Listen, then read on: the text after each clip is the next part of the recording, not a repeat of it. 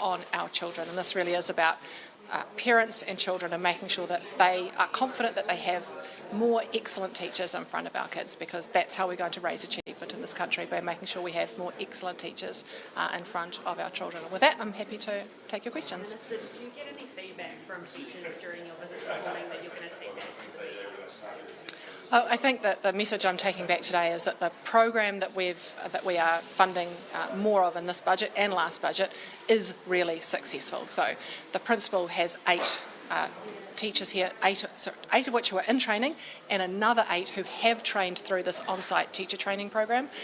And that's quite a big proportion of his staff. And he was saying, how successful it's been, and the quality of the young people who are coming through is exceptional. So that's the message I'll be taking back. And the message to parents is we're putting more great teachers in front of your children. How confident are you that these investments from the budget will help attract and retain those teachers and deal with that teaching shortage that we have?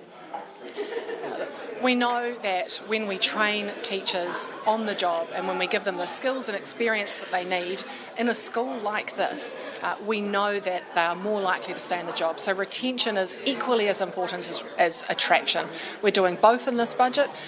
This on-site training package, 530 new places over the next 4 years, will be a significant boost to teacher numbers, but we also know, on the flip side, that they're far more likely to stay in the profession longer because they have the skills and experience they need.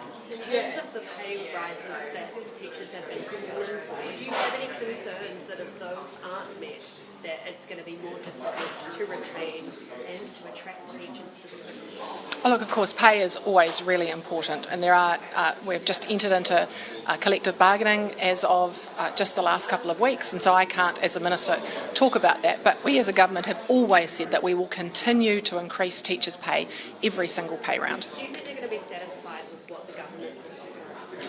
Oh, look, I can't talk about collective bargaining. I think that's a well-established thing that we're not allowed to do, but we will always go into those negotiations in good faith. You told teachers that this government's focus is on state schools, not privatisation, so why have private schools got to pay for this? Look, that's a question you can put to David Seymour, but very broadly, there is a set pot of funding for our private schools that has not changed in many years.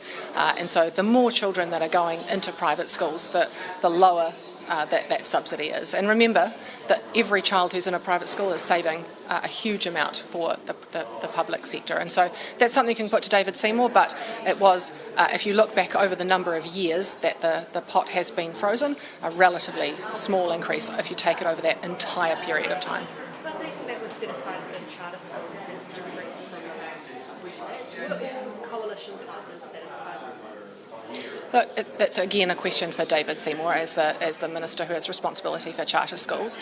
The budget will flex up and down depending on the number of schools that are either transitioning from a state school into a charter school, or the number of new schools that are being set up, and so the budgets will just fluctuate accordingly. How will secondary schools benefit from the learning support package, considering it's being held? We know we have to invest early.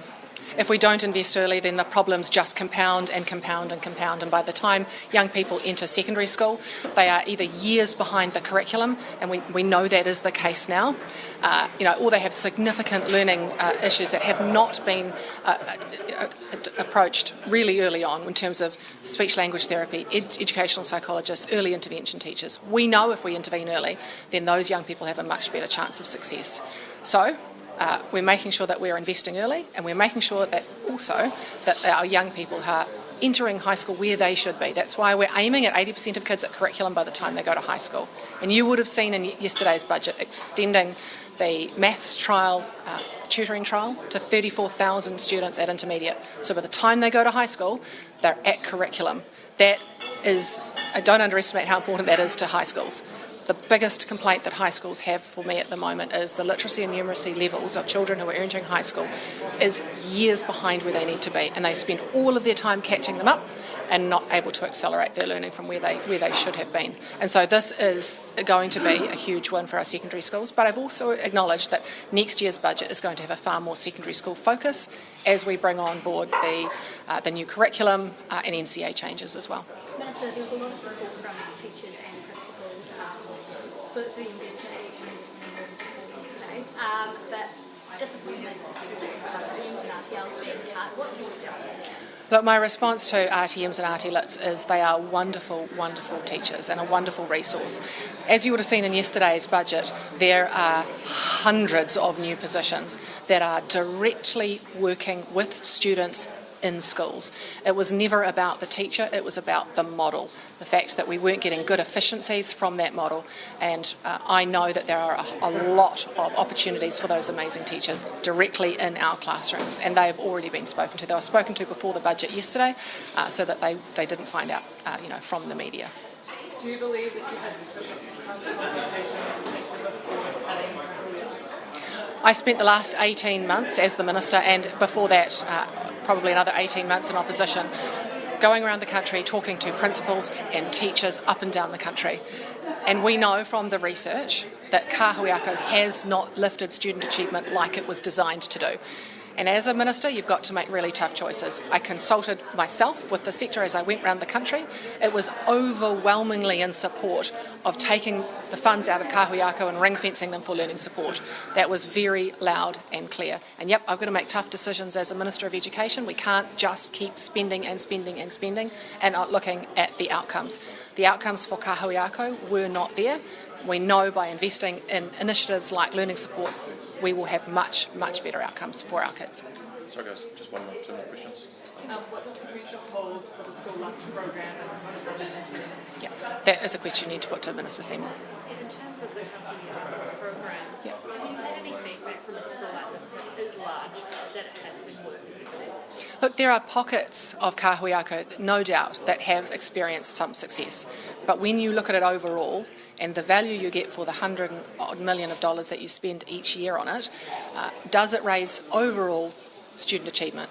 The evidence that we have is that it doesn't. But what we need to do now is go and look at what was working, what were the parts of Kahui Ako that were working, and how do we now replicate that in another way that doesn't mean we're spending $130 million a year on something that's not getting the outcomes that we need.